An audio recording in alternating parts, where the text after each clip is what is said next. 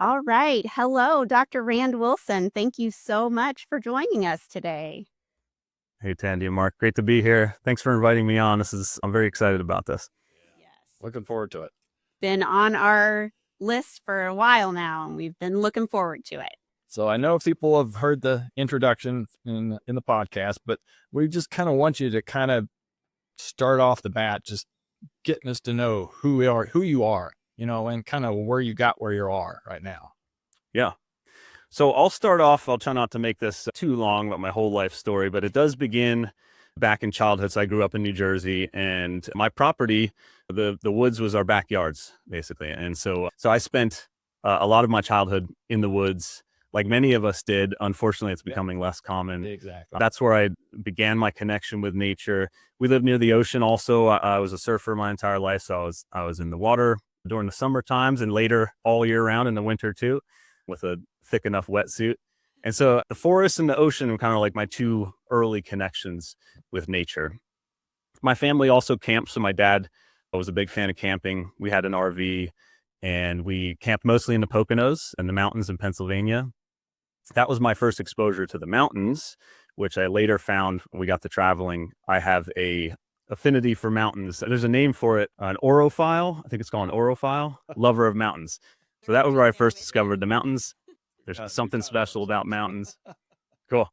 And so I went to grad school in San Diego. I moved out to San Diego with a friend of mine. That was my first like big adventure. And to be quite honest, I selected the school on purpose because I like the clinical training. It's called the California School of Professional Psychology. But at least 50% of my decision was the surfing in San Diego. And I'm like, in undergrad, I had an issue with making it to classes when the waves were good. And so my thinking was, if the waves are always good, I won't miss as many classes and I can surf in my free time. That's exactly how it worked. And so when I finished up grad school, I was just getting involved with the VA and I got accepted into an internship program in Madison, Wisconsin. And so that was a big transition from San Diego to Madison, totally different environment and climate. But it was a really wonderful 3 years. And Madison is a very cool city with a lot going on there. I think that if it's still true, they told us during the internship interviews, it has the highest per capita number of restaurants per capita. And which it's like small, privately owned restaurants, like every single building you pass in downtown Madison. It's really cool. Microbreweries and all that. And then my family from New Jersey was moving down to Florida at that time. I was wrapping up my postdoc at Madison. And so I moved down to Florida. My wife and I moved down at that time. I was still working in the VA system. And then I spent the next 10 years down there working in the VA. And my work in the VA was centered around PTSD. That was my specialty. I worked in the PTSD clinic at the West Palm Beach VA. And I also specialized in mindfulness-based therapies, acceptance and commitment therapy in particular, or ACT, if you've heard of it. It's a form of CBT. And during that time, I absolutely loved my work. I was always fascinated by the work and found it rewarding. But I was in a windowless office for that entire decade. And I could almost feel like my battery depleting, like something, physically and also spiritually on some level being drained by that. And I bought at some point a wall length tapestry of a forest trail and to try to trick myself. And my veteran clients loved it, by the way, like 100% positive feedback. That's when something started to click for me. I also came across the research on forest bathing at that time, just by chance, read an article on it. And I was like, wow, that's interesting. And then things started connecting for me where like maybe the future of my career could be outdoors somehow. And how could I bring what I do outdoors and use nature to like amplify the effects of the work that we're doing in here. But so at the end of those 10 years, I was thoroughly burnt out from being in an office, and my wife and I had been reading and following people on YouTube who do a full-time RV life. And so we sold our house, and in 2023, we set out and we and our two kids lived and traveled in our RV for almost 3 years. And it was supposed to be one, and it turned into almost 3 because it took us a while to find somewhere to settle down. But it was just an incredible experience. I saw it. I actually almost completely stopped working for the first 9 months. And I saw it as sort of a sabbatical or a sort of like field study I was doing. where I'm like, I'm going to go immerse myself in nature. I'm going to, live and camp every day in nature. And we were in a 38-foot fifth wheel. So it wasn't like really that primitive or anything. It was like a mobile house, obviously. And it's got a big like 8-foot ceiling with a ceiling fan in it. So we weren't roughing it, but we were in nature, walked out our front door every day to a forest or mountains or the ocean. And I saw that as like my informal sort of training as I transitioned into doing nature-based therapy. And when we were on the road is when I started making my content on Instagram and TikTok, the trail therapy videos that I make. And those actually didn't really take off until we settled and we're done traveling here in Missouri. But every time I made a video, I was in a new cool spot. I'm like, somebody's gonna see this and be like, why is he in all these different places? And so we wrapped up our travels. We saw everything we wanted to see. We did 2 full circles around the country, uh, Nice. somewhere between 20 and 30 national parks and all kinds of other state parks and other things in between. We made friends that we just had a family we traveled with on the road who just came and visited us for a week. And it was just all around an incredible experience. And then now I feel like I'm in a position where I have a deeper connection with nature and I can start to share that with people, with a wider audience. Yeah, that is amazing. What an incredible story. We're a little jealous, but Yeah. Yeah. We just got to figure out how we can take our office on the road too here, I think. Yeah. Well, one thing I noticed is how common when we were on the road, I never shared our story with someone and had them respond like, why would you do that? Why would you want to, like, every single person I spoke to about it was like, oh, me and my husband want to do that. Or I've always wanted to do that. It's just the timing's not right. So there's something about it that is enticing to people, just leaving everything behind Yeah. and exploring. And what I always try to tell people is like, just do it. If you have financially, if you're able to, obviously that's an important part of it. If you have a type of work that you can do virtually, that makes it easier. But it actually, when you get on the road, if you get yourself an RV and you free yourself up to go in the first place, the living on the road can actually be quite cheap. And so we stayed in national forest campgrounds that are $5 or $10 a night sometimes. The fuel costs were the biggest expense, but it's something that, you can do. You don't have to save up hundreds of thousands of dollars to do it. You can make it cheap and it's so worth it. And you're never going to like look back in your late 80s and say like, I wish I'd ever went on that full-time RV trip for a few years. so true. It's worth it. Yeah. And you can any damage you cause in your life, you can fix it, afterwards when you get back, and it'll be worth it. Sure. So tell us a little bit about what drew you to, I know you got settled, you're doing your virtual therapy. What caused you to want to add the trail therapy and nature therapy into your practice? Yeah. So back at the VA, when I first started reading about the forest bathing, I was starting to become really aware of there's a book called The Last Child in the Woods, and I forget his first name. His last name is Louvre, Charles, maybe. I might be getting that wrong. And he has this term he's coined called the nature deficit disorder. And so I was becoming aware of my NDD working in the office for 10 years. And and then, like I said, when I brought that full wall tapestry of the forest trail into the office, 100% of my veteran clients enjoyed that and were commenting on how it makes them feel more relaxed and more grounded.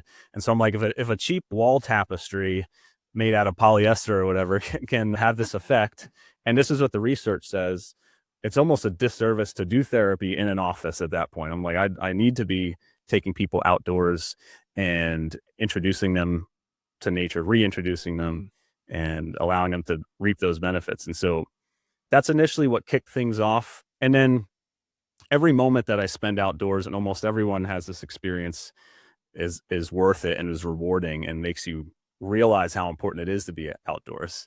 Yeah. Like, it can be hard to get yourself outdoors, but once you're out there, you usually don't want to come back in is the thing. Yeah. Yeah. So that my experience on the road just, continued to deepen my interest in this and my confidence that this is like something that people really need and could use.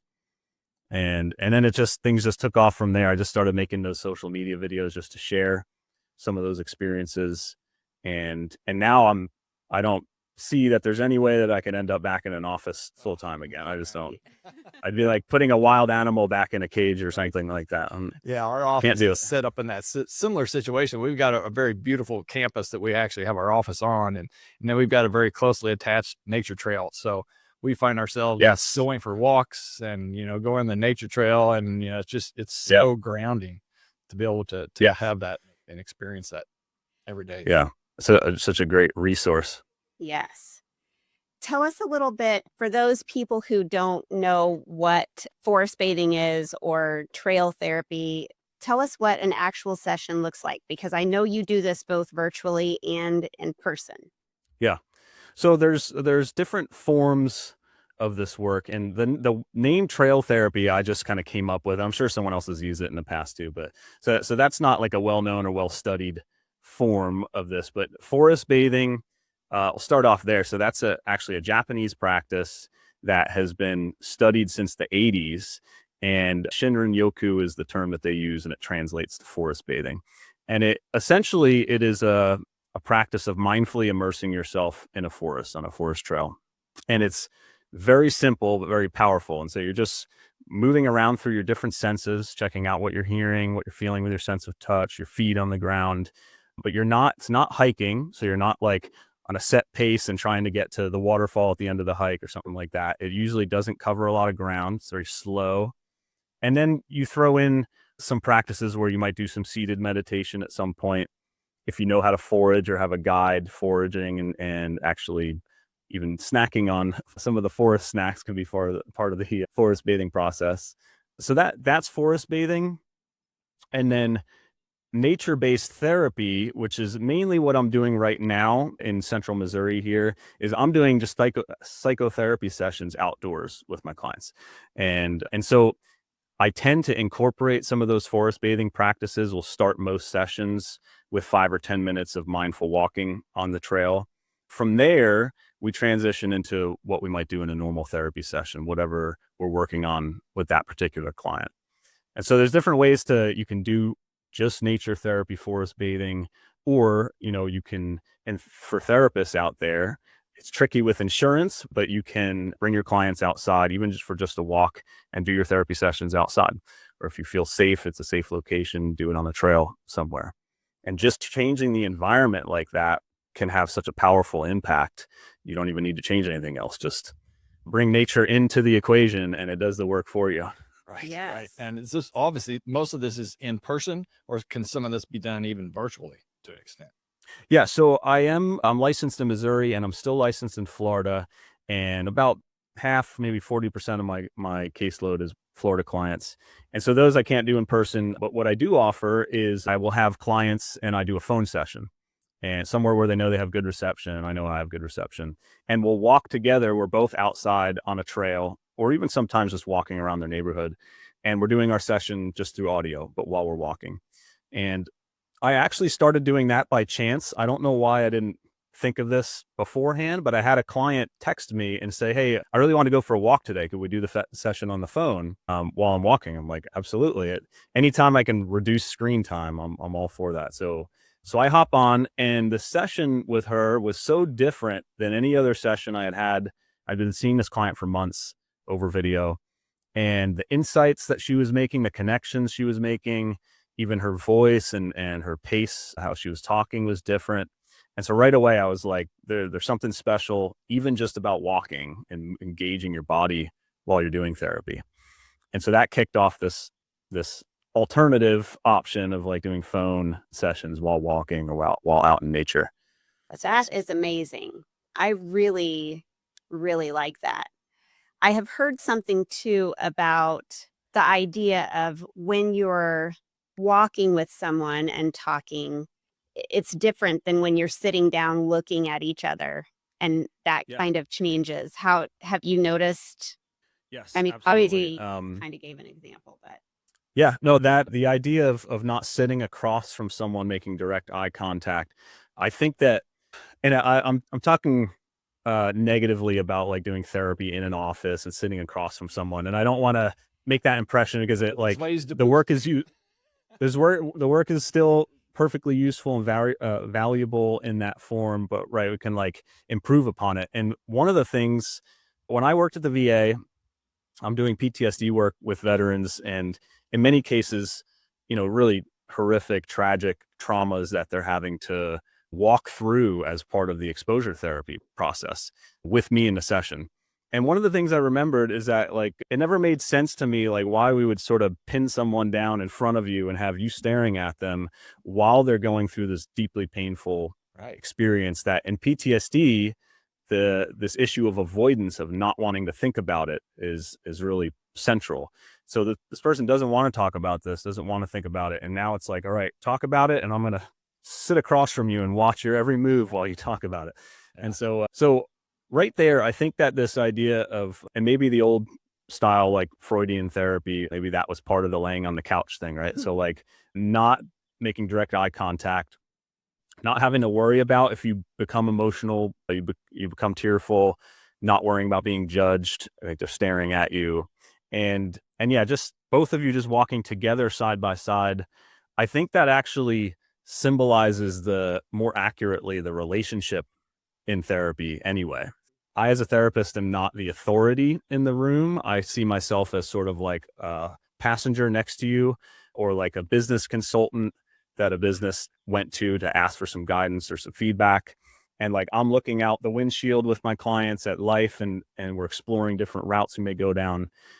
So that standing next to each other, looking forward, I think just fits better with the actual dynamic in the relationship, and just makes it more effective and more comfortable for clients. Yeah, I can tell you right now, I'm pretty comfortable listening to the birds chirping in the background where you're at. All right, I'm glad they're coming through. It's And then relaxing. Oh my gosh. yeah, I can identify them probably if I have my Merlin app. So there's this app called Merlin. Love it. That's great. Very accurate. And yeah, those are my coworkers I was discussing before. I love that. That's so good. But what about health issues? Do you see certain types of health issues present themselves, in your clients that come in? Do they have various different types of health related problems? Maybe they can associate with Absolutely. other types of struggles. Yeah, and absolutely. And sometimes, the arrow goes both directions. Mental health and physical health both affect and impact each other. And so sometimes people start off with different physical ailments, and we'll probably get into talking hormonal impact of stress in a little bit. And so sometimes it starts off as like something's off with my body or brain fog. Sometimes people come in, because I'm a therapist, so people are coming in, explicitly struggling with mental health problems, and like, this is what I'm here for. But always there is some physical health component that's present. And so something interesting to know is that the DSM, the Diagnostic Manual for Mental Health Providers, virtually every single diagnosis in the DSM includes some component of sleep disruption. And so if that doesn't tell you about the importance of sleep right there. So like, that's one big thing. Virtually every one of my clients has some issue with sleep, falling, staying asleep, sleeping too long, maybe disrupted sleep. So that one physical health component is almost always present, and either it's a cause or an effect of the mental health struggles. But then on top of that, just lack of motivation, lack of energy, brain fog, inflammation, we know is deeply connected to brain health. You guys are specialists in that, the brain and gut connection axis, and it all goes together. I rarely see a client who is really struggling with psychological issues, depression, anxiety, those kinds of things, but is like really super healthy, fit, has their whole physical health life lined up, but they're really struggling. And occasionally that does happen. I'm not saying that it doesn't. Right. Almost always the two go hand in hand. And one thing about it too is that we talk to patients a lot about how they need to fix lifestyle changes so that the effects of their hormone therapy can be more beneficial for them. And because they are, like you say, it's a two-way street. But I certainly think that with these situations, to improve someone's ability to cope or their mental health, I mean, they have to have the physical part of that, metabolic part of that, and in optimal order too, to make the benefits from that. And sleep is absolutely top of the list for a lot of things. Yeah. I'll talk with and especially like some of my veteran clients were a little reluctant to make lifestyle changes and physical health type changes. They might have been older males and had a lot of pain issues and things like that. And I would always use this metaphor of like what we're doing in here. This is the behavioral work. We're learning how to change behavior, how to change a relationship with your thoughts and emotions.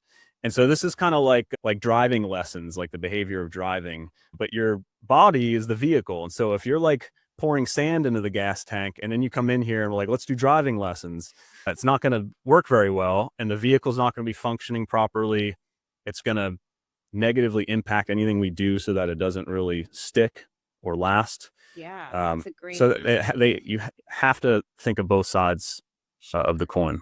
I love that. And I think that's a really kind of an interesting thing to think about with the health issues and the mental health issues.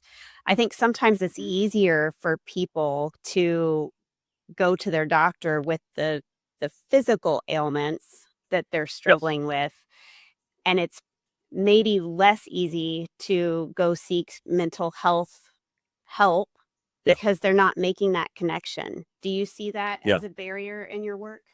Yes, particularly the older generations and the boomer generation. Sometimes there's a disconnect between the physical symptoms sometimes I think it's a unwillingness to acknowledge the mental health symptoms, like therapy means something bad about you or something's wrong with you if you need therapy.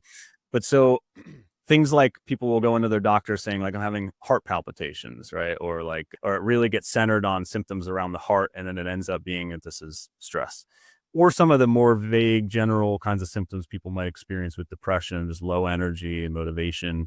People will focus on, I must have something wrong with my thyroid, or I must have some kind of physical issue, find out what's wrong with me. And it turns out that it might have been psychologically driven. Or again, I don't even ever like to say one causes the other, because they both are so deeply connected that they go together, right, and feed off of each other. So it's not as though those symptoms are purely driven by something psychological, but they're both present at the same time. Yeah. And I think this is a big gap in healthcare, is that bridge. Have you, and maybe in the VA this was different, I don't know, do you find that you're able to work with medical providers? Oh, yes. So, Yeah. Yeah. In the VA, the VA gets a lot of bad press. That is mainly because it's an enormous system.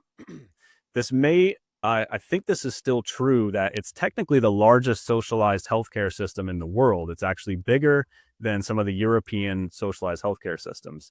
So it's enormous, and you get some bad eggs, mixed into the VA providers here and there, which happens anywhere.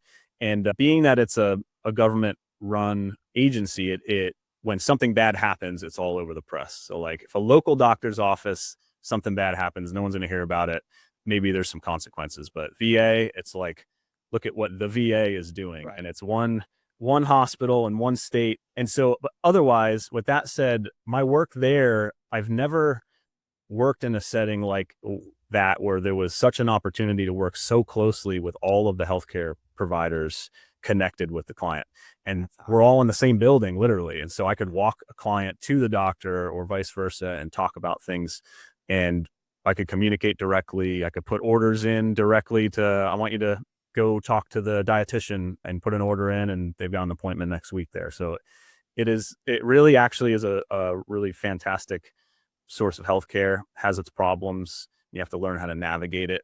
But that part, I think, could happen outside the VA as well. It might not as often, but it should, and it really would benefit the client.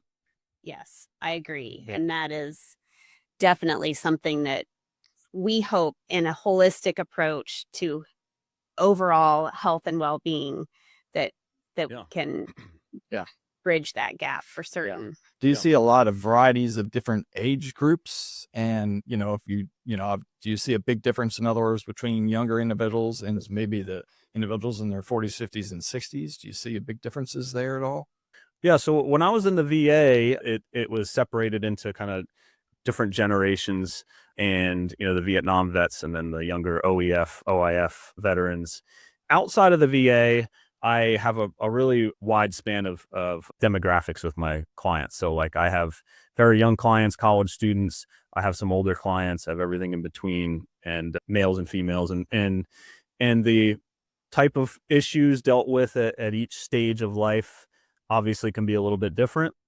Earlier on in life, they're trying to figure out who they are and what they want to do, and struggling with doubts about themselves, maybe things like that, depression, social connection issues. We get into like midlife, and now there's all these different sets of issues in the mix: relationships, marriage issues, relationship with their children, the stress of parenting in the modern world, which is nothing like how we parented, how our early ancestors parented. And then career transition issues, hormonal changes, which you guys can speak to, and how that plays into all of this, retirement, wrapping up their careers. So that the types of problems certainly change. And with that said, I do get some very wise young clients, like they may be young and in college, but like wise beyond their years. And so that happens as well. But the specific like problems that we're working on do seem to change over the lifespan for sure. Yes, we are pretty narrow I say narrow, 30s to 70s are kind of our group, but most of them are past they're into the parenting and all of those. Yeah. And we do see quite an influence with, hormonal changes, metabolic changes, those types of things. And especially perimenopause making a huge difference in just brain fog and how that just fatigue. Yes. A lot of those things. So, and, I don't know where the statistic came from out of my mind, but it's like, a third of all the perimenopause and menopause ladies that show up to their doctors get antidepressants, instead of big, therapy sessions or changing something lifestyle wise that can improve that. So. Yeah. Back to what we were talking about with initial access to mental health care and like presenting with physical problems. So the largest prescriber of antidepressants is family doctors and general practitioners. And like in many cases, they haven't gotten the extensive training that a psychiatrist would have gotten.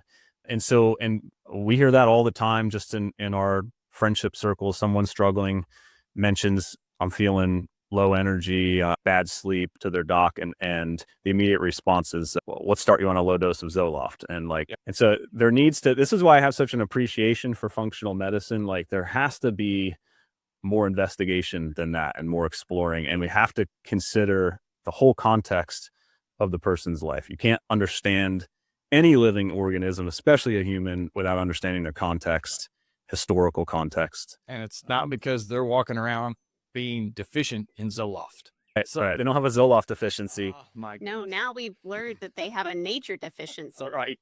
Yeah, maybe a nature deficit. But you guys have probably learned this or talked about this with your clients, that the theory, the hypothesis about chemical imbalance in the brain, that was never true and was debunked many years ago.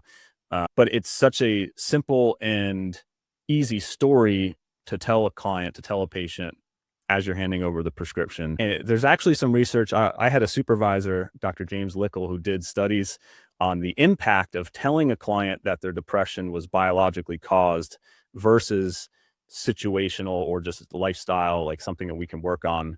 And it was just like, it's really sad but just really striking, the difference, people's expectations about whether they can get better or not.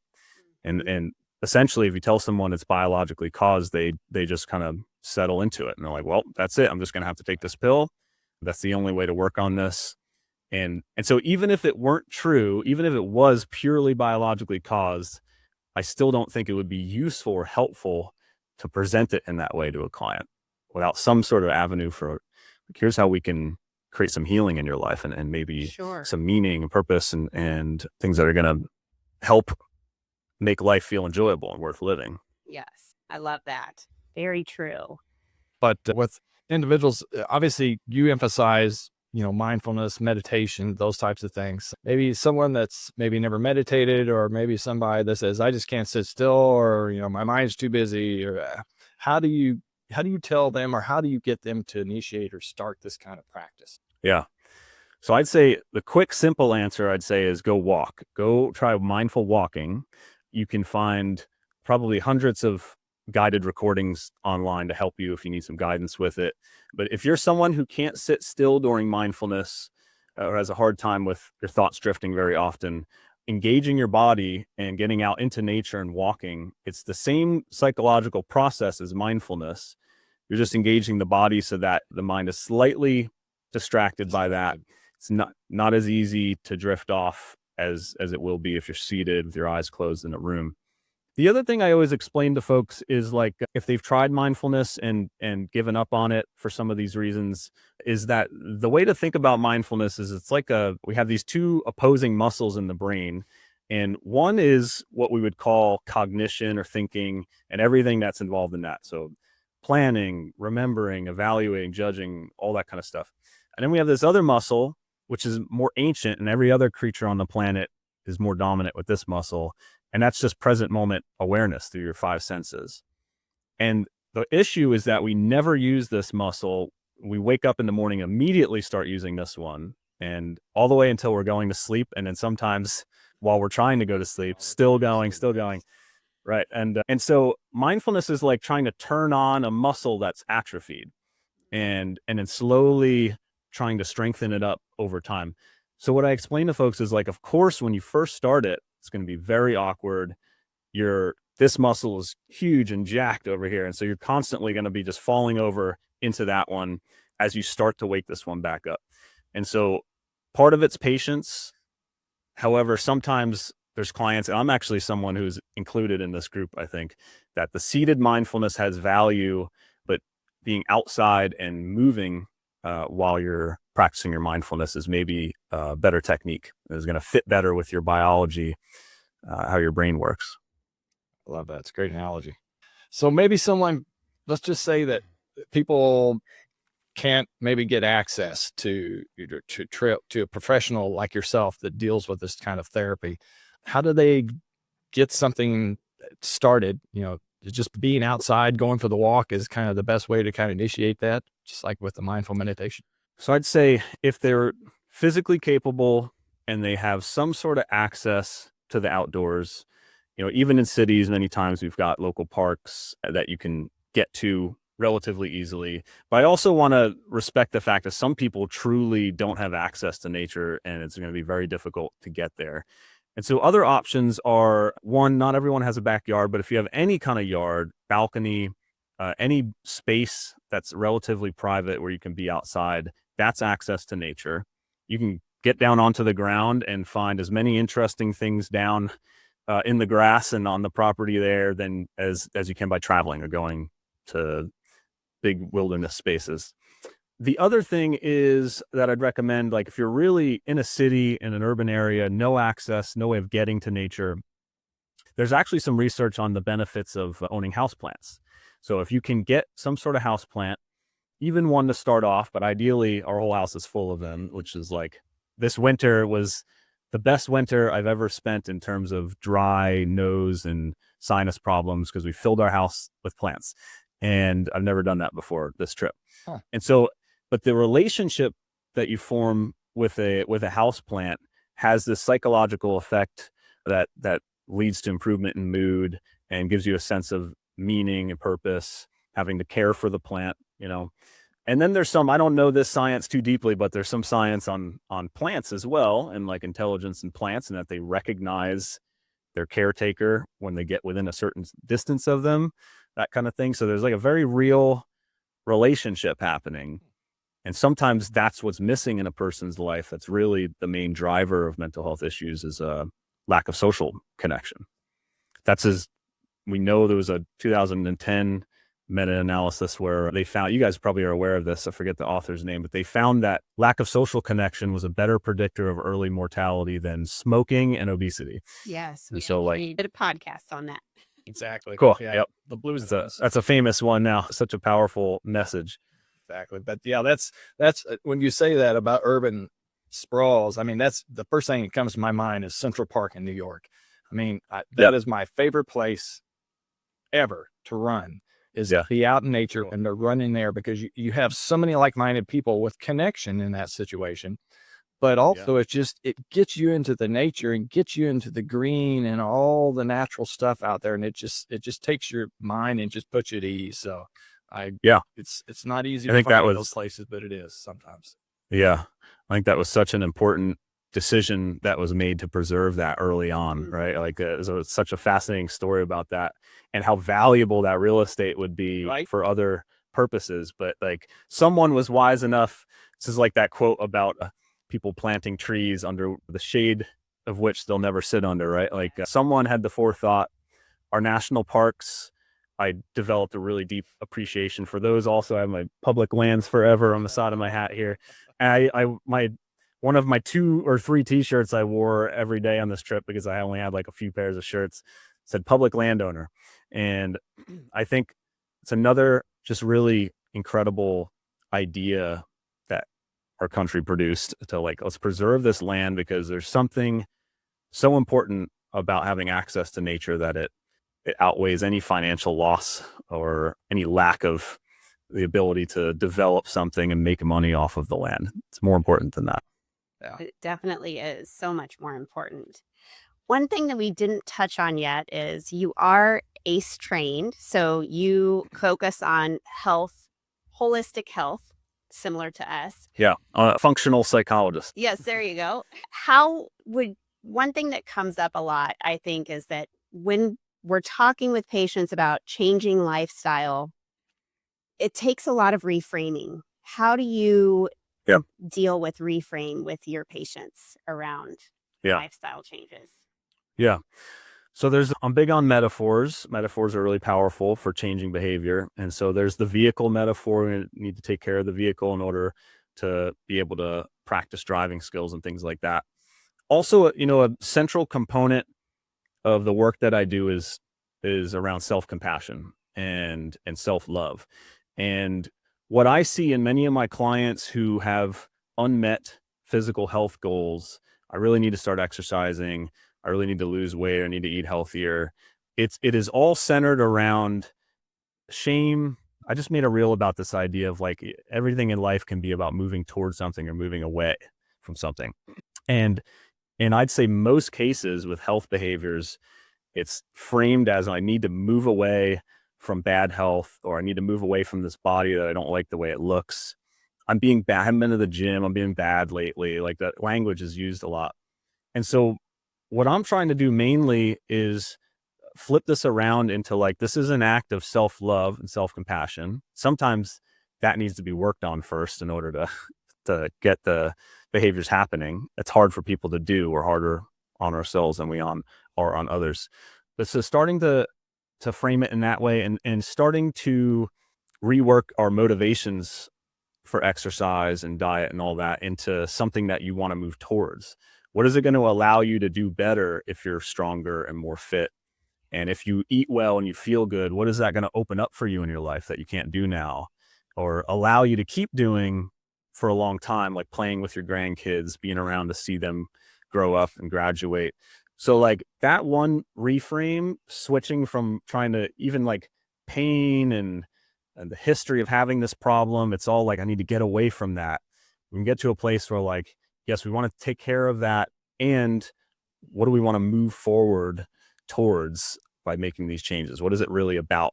What's it going to open up for you? Yeah. And then the other thing I'd say is, sorry. Sorry to interrupt you. That's right. I'm going on and on. So the other main thing before I forget is just that it's very important with behavior change to practice this technique of shrinking the goal, which is like any goal that's not happening. It's not because you're not motivated or you don't have good enough reasons. It's because it's too big. So you need to make it smaller. And sometimes the first step with a client is put your running shoes by the front door and that's it for the day, or pull out your exercise gear, or just go online, sign up for the gym membership that you want. You don't have to actually go today. That's the goal.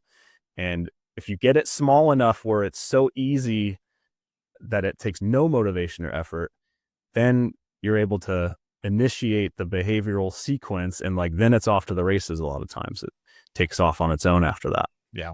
We try to create a consistent pattern. It doesn't mean that you need to have a 1 hour workout every day. For instance, start small, just do little things here and there. And if it's not attainable, go smaller. Keep going smaller. You have to set yourself up for success, and for you to Yeah. be consistent, you'll be more successful. And it's sometimes those small wins are the way to get consistency started, and then just snowballs after that. Yep.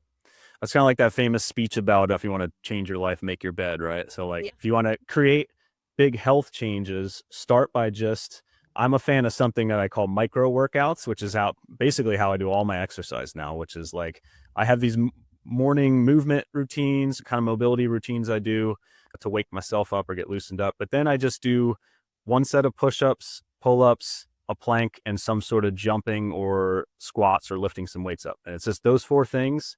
It takes me 5 minutes, and then I go back to my day. And then later on the day, I might do one more of those, or I might end up doing 3 or 4 in a day on a good day. But that's it. It's so simple that I don't ever have to motivate myself to do it. It feels good. I feel strong and I feel fit. And so it's working, it's effective. And like, you don't really need to do more than that unless you want to. Right. There's individuals that have the time, but obviously a lot of people don't have the time. So it's just a matter of doing those small little exercise snacks throughout the day that add up. Yeah. Going to the gym for 90 minutes or 2 hours a day is a really big ask for a lot of people, especially parents, especially people who are struggling with physical health issues and their energy is tanking. That's a big ask. And it's not, I don't want to say no one. Most people don't love being in the gym, I think. There's some people who love being in the gym and there's social connections and all that. Most clients I talk to, most people feel a little overstimulated. It's a little much. It's loud. There's people grunting and slamming weights around. And so like, it's not the best environment if you're trying to get yourself motivated to go work out initially. Yes, definitely. I think the other thing is getting uncomfortable. Sometimes when we get started on something new, it's not very comfortable for us. Yeah. And so everybody likes their comfort. Yeah. So it's very difficult to be uncomfortable. But unfortunately, whether it's, starting a new hobby or, go meeting somebody that you didn't think you could talk to, it makes you uncomfortable. But that's how it builds our self-confidence. So right. That's that hormetic stress, right? So that goes for psychological behavioral issues as well. And that's how the most effective treatments we have in psychology are some variation of exposure therapies, and just like stark differences and improvements that you see compared to other type of techniques in therapy. And those are centered around putting yourself in front of something that makes you uncomfortable and practicing changing your relationship with that thing and learning how to navigate it. So that right there to me says like it's a working through that initial discomfort, but from a place of self-compassion and taking care of yourself. Like you can imagine if you had a small child who's afraid of something, you don't shove them into the situation, say, just do it. And you're gonna have to be uncomfortable. And that's too bad. But you might put your arm around them and say like, I'm going to go with you. Oh, let's check this out and see what happens. I'm going to go with you. That's kind of the relationship we want to have with ourselves as we walk through uncomfortable new behaviors like that. Love that.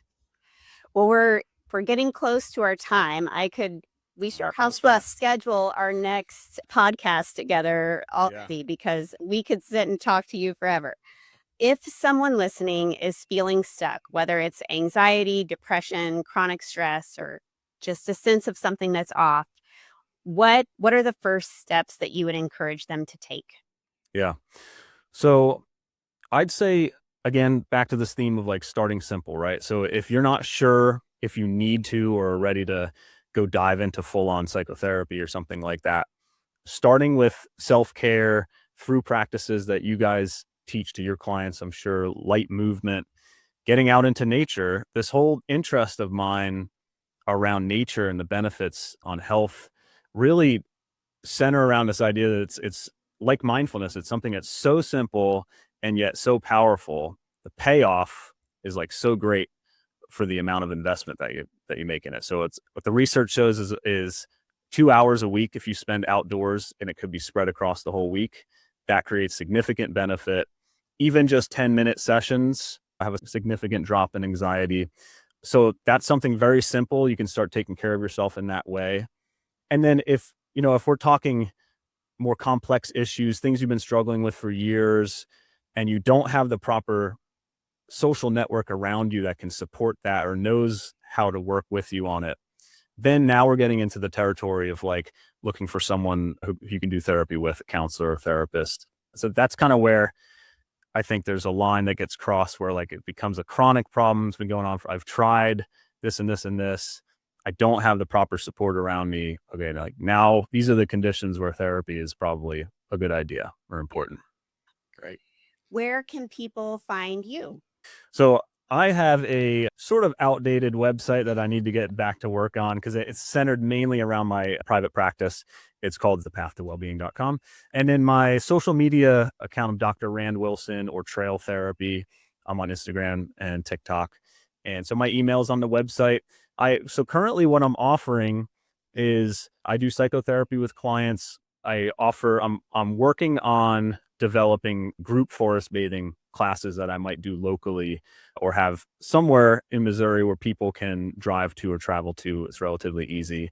In the meantime, I'm also in the next month or so, I'm going to be putting out an online course that's going to be on mindfulness in nature, the relationship between mindfulness and nature. So I'm working on some online courses. Long-term goal, big lofty goal is I want to find an excuse to get back on the road again and like set up retreats in some different cool locations in the country where people can travel and meet up. And we do a few days of forest bathing, nature retreat, mindfulness. Oh, we'll be. So that's the dream. Yes, sign us up. All right. Be in touch with you. We'll Cool. figure that out. Yeah. And if there's any adventure van companies watching this who want to sponsor and in the spirit of helping people struggling with mental health issues or just people needing to get back out into nature and improve their well-being, they can reach out. Yes, awesome. And we definitely need to think about this workshop, this group workshop, because we would love to have you come to Kansas City and do a workshop Got like a that. great nature trail right here. Absolutely. I'd love to. We're only 2 hours away. We go out to Kansas City once every few months for some reason, or some entertainment related reason, concert, whatever. I'd love to team up in the future and do something in person. That would be really cool. Yeah. Well, tell your feathered staff they did a great job backing you up today. Yeah. They My really enjoyed my large feathered staff just walked up onto my deck, one of our hens or our chickens. I'd reach down and pick her up, but I'll attach to your computer. You don't like that very much. She's squawking right now, right next to me. Well, we can't wait to talk to you again soon. And thanks again Yes. so much for sharing your time with Yeah. us. It was an honor to be on here with you, and yeah, that's her. Can you hear? Yeah. Let's do it. Let's do it again for sure. Let's do it again for sure. I had a great time talking with you, and let's talk about some in-person opportunities. I think that'd be really fun. Appreciate that. Yes. Have a great day. All right. Take care, guys.